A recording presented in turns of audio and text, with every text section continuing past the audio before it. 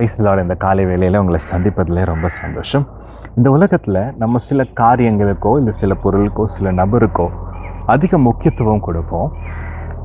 அந்த காரியம் எதற்காகவும் யாருக்காகவும் நம்ம விட்டு கொடுக்க தயாராக இருக்க மாட்டோம்.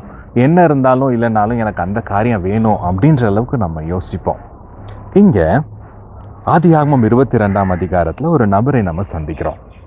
அங்கே ஆபிரகாம், ஈசாக்கு 2 பேர் இங்கே முக்கியமாக காணப்படுறாங்க. ஆபிரகாமுக்கு ரொம்ப நாளுக்கு அப்புறம் வாக்குத்தத்தத்தின்படி பிறந்த மகன் தான் ஈசாக்கு. அந்த ஈசாக்கு அப்போ ஆபிரகாமுக்கு ரொம்ப நெருக்கமானவர். ஆனால் ஆண்டவர் ஒரு நாளைக்கு ஆபிரகாமை பார்த்து சொல்றார், ஈசாக்கை பலியிடும்படி கேட்கிறார். இங்கே ஆபிரகாம் கொஞ்சம் தயக்கப்பட்டிருப்பாருன்னு நினைக்கிறேன். ஆனால் கூட்டிகிட்டு போகிறாரு, எங்கே ஒரு மலை மேலே பலியிடுறதுக்காக கூட்டிகிட்டு போகிறாரு. பலியிடுறதுக்கும் தயாராக இருக்கிறார். இங்கே ஆபிரகாமை பார்த்தீங்கன்னா ரொம்ப நாள் காத்திருப்புக்கு அப்புறம் வாக்குத்தத்தத்தின்படி பிறந்த மகன். ஆனால் யாருக்கு முக்கியத்துவம் கொடுக்கிறார்? ஆண்டவருக்கு முக்கியத்துவம் கொடுக்கிறார். ஆண்டவருக்காக அதை இழக்கவும் அவர் தயாராக இருக்கிறார். நீங்களும் நானும் எப்படின்னு யோசிக்கலாம். ஆண்டவருக்காக நமக்கு பிடித்தமான காரியத்தை இழக்க தயாராக இருக்கிறோமா அப்படின்னு யோசிச்சு பார்க்கலாம்.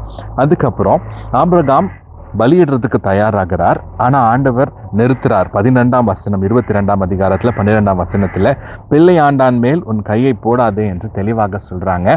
அடுத்தது ஒரு ஆட்டுக்குட்டியும் ஒரு தயாராக அந்த சைடில் வச்சு அந்த ஆட்டுக்குட்டியை பலியிடும்படி ஆபிரகாமுக்கு ஆண்டவர் கட்டளையிடுறார். ஆபிரகாமுக்கு ஆண்டவர் இதை செய்ததினாலே ஆபிரகாம் அந்த இடத்துக்கு ஒரு பெயர் எடுக்கிறார். என்ன பெயர் எடுக்கிறார்? யெகோவா ஈரே என்று பெயரிடுகிறார்.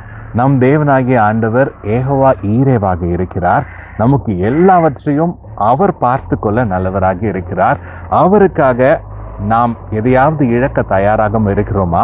நமக்கு பிடித்தமான காரியத்தை அவருக்காக நாம் இழந்து அவர் சொல்லுவதை செய்வதற்கு நம்ம தயாராக இருக்கிறோமா என்பதை யோசிக்கலாம்.